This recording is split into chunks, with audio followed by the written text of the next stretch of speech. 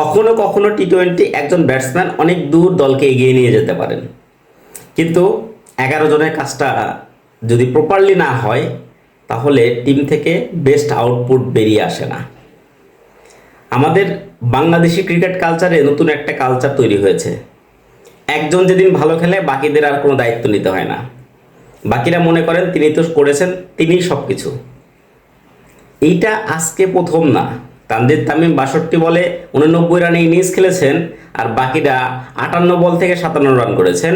এই ঘটনা আজকে নতুন না। আফগানিস্তানের বিপক্ষেও একই সিনারিও। এশিয়া কাপে ইন্ডিয়া এবং পাকিস্তানের বিপক্ষে বাংলাদেশ যে ম্যাচ খেলেছে সেখানে একই অবস্থা।